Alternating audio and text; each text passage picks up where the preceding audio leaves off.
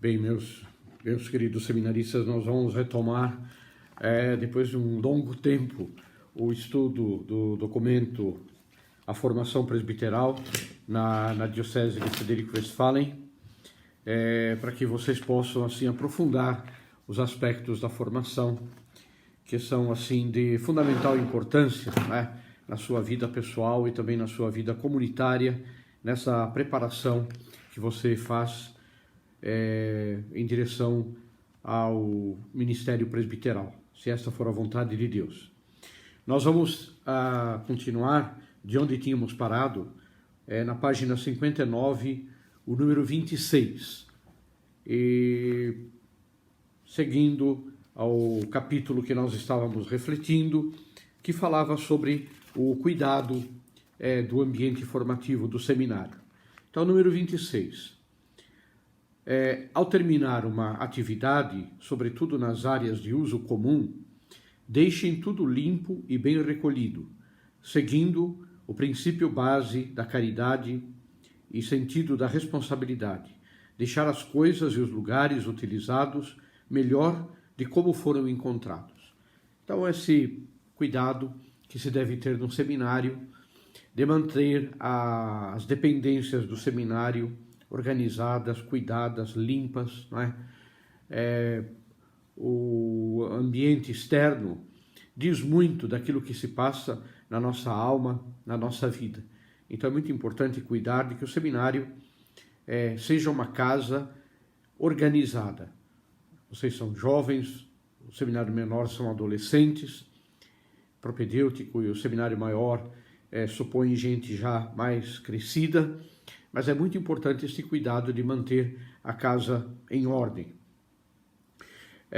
As salas de aula, as salas de estudo, depois que se terminam as atividades, procurar recolher as coisas, não deixar tudo em cima das mesas de estudo e guardá-las nos lugares devidos e, enfim, evitar, né, jogar lixo no chão, essas coisas que demonstram um descuido com a casa. E esse cuidado, então, de utilizar as salas quando estão no estudo juntos ou quando se estuda particularmente ou em grupo, né? Nunca deixar as coisas desarrumadas. Se usa, por exemplo, se faz um círculo de estudos ali para estudar qualquer matéria, quando termina, se colocam as cadeiras no lugar, se deixa a sala melhor do que quando a gente começou a usá-la. Pois número 27 fala sobre a sala, vamos dizer assim, de recepção do seminário. Esses lugares que nós temos nas nossas casas, o propedêutico tem, o menor tem, e também o seminário maior tem, esta área de recepção, onde são recebidas as pessoas que vão visitar o seminário. Então, estas salas são exatamente para isso, para as visitas. Então, deve-se evitar, na verdade não é uma questão de evitar, mas de fato é proibido receber pessoas nos quartos, né? Ou seja, é muito desagradável isso, que você imagine quando chega alguém para visitar o seminário, mesmo que seja a tua família, que você conduza a pessoa para o quarto, para o teu quarto. No seminário menor e no propedêutico, os quartos são compartilhados, então não tem sentido e não tem cabimento. E no seminário maior, cada um tem o seu quarto, mas o quarto não é o lugar para receber e acolher pessoas de fora. Para isso existem os lugares, as salas de visitas, né?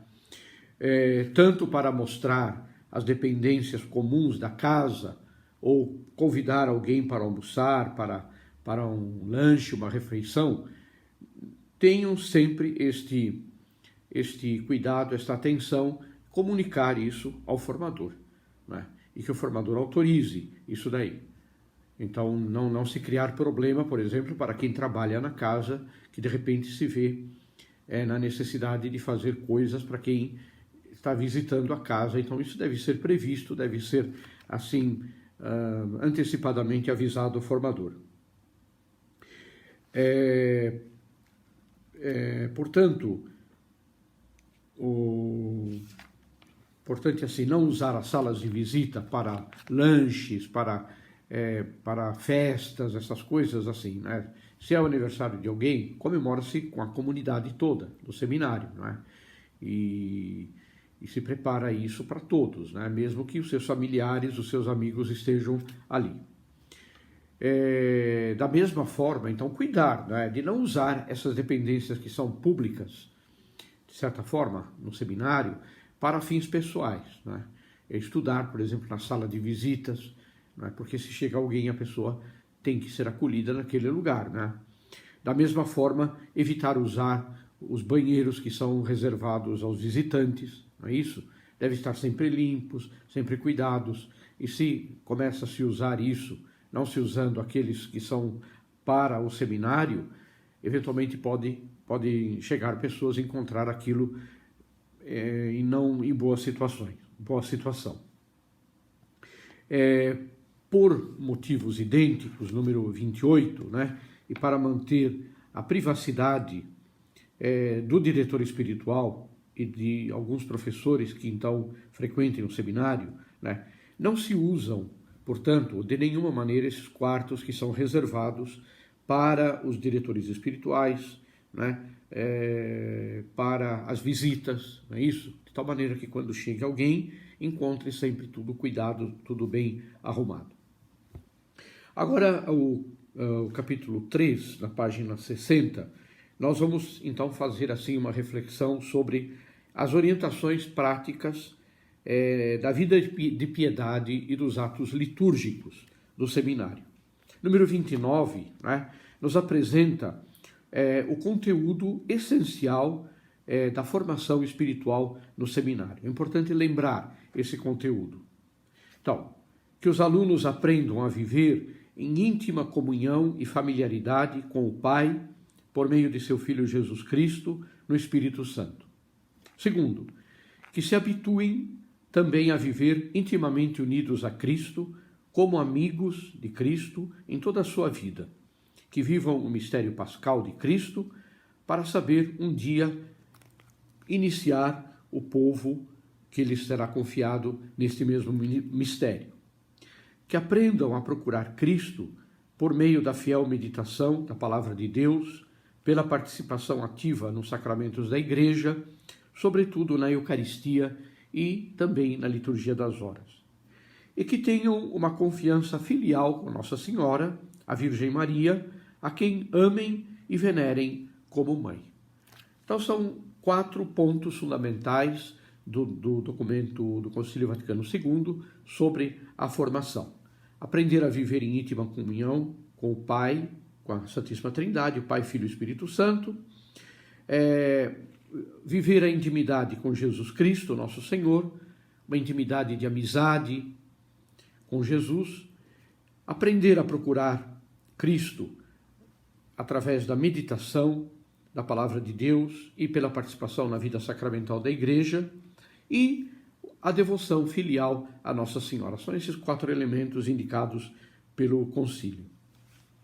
O número 30 vai dizer, então, que a vida espiritual, que é comum a todos os fiéis, todos devem ter vida espiritual, no seminário, ela é, na verdade, organizada, estruturada. Por quê? Porque tem um objetivo, uma finalidade, fazer com que o presbítero, que sairá do seminário, tenha e viva a mesma identidade de Cristo e assuma a missão de Jesus no meio do mundo. Portanto, nós podemos dizer assim que a formação espiritual é o coração da formação, é o ponto-chave de toda a formação. É, digamos assim, o cimento que une todos os outros aspectos da formação, a formação comunitária, a formação pessoal, a formação pastoral, né? A formação intelectual. Então, tudo isso tem este cimento, esta amálgama, né, que mantém a estrutura formativa em pé, que é a formação espiritual.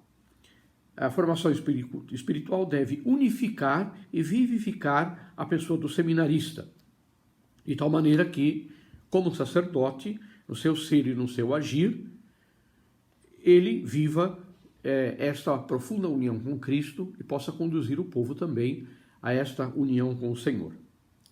O número 31 nos diz que no regulamento do seminário são oferecidos estes momentos durante o dia para a oração pessoal e a oração comunitária, que devem ser vividos com espírito, não simplesmente uma vivência do cumprimento de um horário, né, mas vivido, na verdade, com este espírito que busca a união com Deus, o crescimento na vida espiritual, né, e levam, de verdade, a alma de quem pratica esses atos de piedade a fortalecer-se para viver sempre na graça de Deus. Número 32 nos fala dos atos de piedade comunitários, diários do seminário.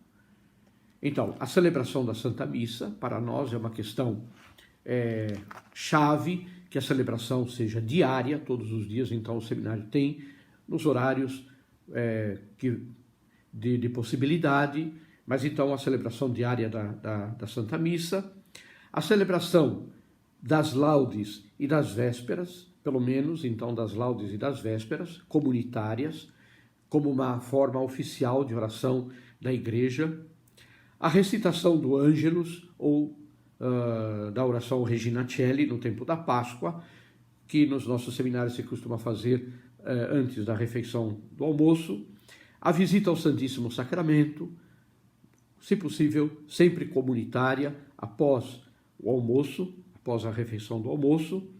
A visita ao Santíssimo Sacramento também pode ser feita individualmente em diversos momentos do dia, e a oração das completas, que encerram o dia. Uma indicação que eu gostaria de dar aos nossos seminários, está já colocado aí na página 61, número 32, é que aquela oração, o Sagrado Banquete, então, em latim o Sacrum Convivium, deve ser rezada por todos, né, intercalada com o responsável formador que está presente naquele momento no oratório, como uma oração inicial de qualquer ato comunitário do seminário, na capela. Então, vai começar a oração das laudes, por exemplo. Então, o reitor, ou o vice-reitor, ou o diretor espiritual, ou então o seminarista mais velho, enfim, aí é uma questão de combinar dentro do seminário como fazer, mas começa, antes de qualquer ato de piedade, essa oração, o Sagrado Banquete, e todos acompanham, no qual se recebe a Cristo, recorda-se a sua paixão e por aí por diante. Este diálogo entre aquele que é responsável pela oração naquele momento e a comunidade que está ali reunida. E no final de cada ato de piedade, então no final da missa, no final das laudes, tudo, uma invocação à Nossa Senhora. Eu sugiro aqui essa Santa Maria, esperança nossa, sede da sabedoria, e todos respondem, rogai por nós, e aí se encerra a atividade de oração naquele momento. Nos horários do seminário, devem estar bastante claros, eu acho que já consta isso, não é? Estes momentos específicos para a meditação pessoal, o terço e a leitura espiritual individual. São 3 elementos da vida espiritual que nós não podemos descuidar no seminário. A meditação pessoal, ou seja, a oração mental, de 15 minutos a meia hora a cada dia, né? Fica estabelecido que cada formador estabeleça este horário, a oração do terço de Nossa Senhora e a leitura espiritual individual. Ainda que seja algo individual, mas é necessário ter um horário para que a comunidade toda cumpra. A meditação matutina, ela pode ser pregada por algum dos formadores, então, entre 15 minutos a meia hora, através de uma pregação dos formadores, do reitor, do diretor espiritual, do vice-reitor. Ela começa com a invocação ao Espírito Santo. Pode ser o canto do Veni Creator, por exemplo, né? Ou então uma oração ao Divino Espírito Santo. O lugar apropriado para a meditação, é importante sempre dizer, é o oratório. nos acostumarmos a fazer este momento de oração, que é uma oração de diálogo com o Senhor, oração meditada. O melhor lugar é o oratório, diante do sacrário, né? Mas, às vezes, a pessoa prefere, né, então, eventualmente, caminhar, fazer essa oração caminhando, né? Naturalmente, então, isso pode ser feito na parte externa do seminário, nos jardins, jamais, né, não precisa dizer, né, nem no refeitório, nem nas salas de aula, nem nas salas de visita, e menos ainda nos quartos, né? É o momento de oração. Então, ter esse cuidado de fazer nestas dependências que foram indicadas. O terço, quando ele não é rezado por toda a comunidade, ele pode ser rezado de modo individual ou então em grupos, né? Tanto no oratório, na capela, como também caminhando nos jardins. O importante é manter sempre esse recolhimento na oração do terço, né?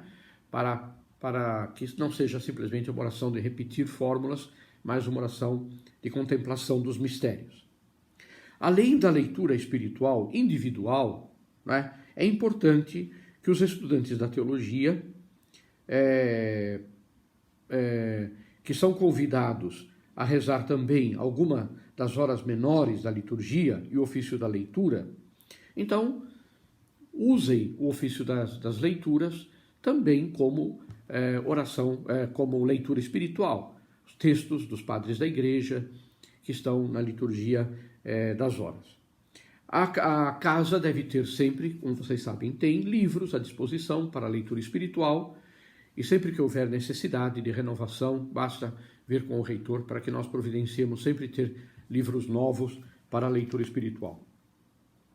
Além dos atos de piedade de cada dia, o número 34, o programa do seminário, a vida do seminário, oferece também os exercícios espirituais anuais, né? O retiro anual, e também podem ser complementados através dos recolhimentos mensais, as palestras de formação, semanais ou periódicas. Isso fica, então, assim, muito a critério dos formadores da casa, de acordo com as possibilidades da casa. Acompanhando o ano litúrgico, número 35, no seminário, organizem-se atividades espirituais que ajudem a vivenciar os diversos tempos litúrgicos. Então, a hora santa semanal de adoração ao Santíssimo, no tempo da quaresma, a via sacra, no tempo pascal, a via lutis, é um costume que pouco a pouco vai sendo introduzido na igreja, a peregrinação mariana de toda a casa, ou pelo menos de grupos de seminaristas, a um santuário de Nossa Senhora no mês de maio, a oração do terço, também em comunidade no mês de maio, as festas de Nossa Senhora, a celebração das festas dos padroeiros, do seminário, solenidades litúrgicas. Então, essa preocupação de vivenciar o momento litúrgico que se vive, o tempo litúrgico, com alguma marca. E eu ainda sugeriria aos seminários, né, que ao menos algumas festas fossem marcadas, então, com uma diferenciação até na alimentação, né? Então, eu sei que você gosta de fazer sempre um churrasco, alguma coisa, aproveitar, então, né, alguns momentos específicos durante o ano, por exemplo, o dia da Imaculada Conceição, a festa do patrono do seminário, no caso, o menor, os Beatos Manuel, no maior, os Beatos Manuel e Adílio, no menor, Nossa Senhora Medianeira, né? No propedêutico, então, quem sabe o dia do falecimento de Dom Bruno, que é o patrono do seminário. Então, que nesses dias haja algo diferente, né? Que se diferencie dos demais dias, porque são comemorações próprias do seminário. Número 36, na página 62, o seminário conta com um suficiente número de confessores, para que, respeitada sempre a liberdade de consciência, os seminaristas possam aproximar-se do sacramento da reconciliação com a frequência recomendada pela Igreja. Então, assim, cabe aos reitores, aos formadores, providenciar este atendimento dos confessores. Nós temos aqui em Frederico, no caso da cidade de Frederico, muita facilidade. Os meninos procuram, né? Há confessores nomeados para o seminário, procuram então, com normalidade, quando precisam, esses confessores para se confessar. Em Viamão, a mesma coisa, né? Vocês têm, por exemplo, as quartas-feiras à tarde livres, então é bom constar, né? Ou quando vai o diretor espiritual, com toda a liberdade, é bom constar, então, esses dias aproveitar para a confissão, né? Frequente, né? Não deixar passar o tempo, né? O ideal seria, assim, semanalmente, uma boa confissão. Não é uma questão de rotina, não é uma questão de costume, é uma questão de contar sempre com a graça de Deus na nossa vida, esta graça que Deus vai nos dando a cada dia. Bem, eu penso que podemos encerrar esta parte, né, especialmente no que se diz respeito às orientações da vivência das práticas de piedade e dos atos litúrgicos. Depois, posteriormente, vamos continuar parte por parte estudando esse livrinho. O que eu sugiro a vocês é que vocês tenham em mãos esse livrinho, peçam ao formador o livro, né? Procurem ler o regulamento do seminário, o estatuto do seminário, especialmente aquilo que se refere ao teu estágio formativo, e principalmente que reflita sobre esta última parte, né? Que é uma parte bastante clara, bastante concreta, as orientações formativas e disciplinares para o seminário diocesano. Começa na página 49, para que você possa de verdade ter assim uma boa orientação e possa estar assim bem consciente de como você deve viver a vida no seminário, tá bem? Um grande abraço a vocês, deixo a vocês a minha bênção, que Deus nos guie, nos abençoe e faça com que os nossos seminários sejam verdadeiramente casas de formação, vivamos esse profundo espírito de família, sejamos também igreja de discípulos de Jesus Cristo, né? Tenhamos sempre estas comunidades assim muito vivas e com gente contente, com gente feliz de estar no processo formativo. O Senhor esteja convosco, Ele está no meio de nós. Abençoe-vos o Deus Todo-Poderoso, Pai e Filho e Espírito Santo. Amém. Um grande abraço, Deus abençoe a todos.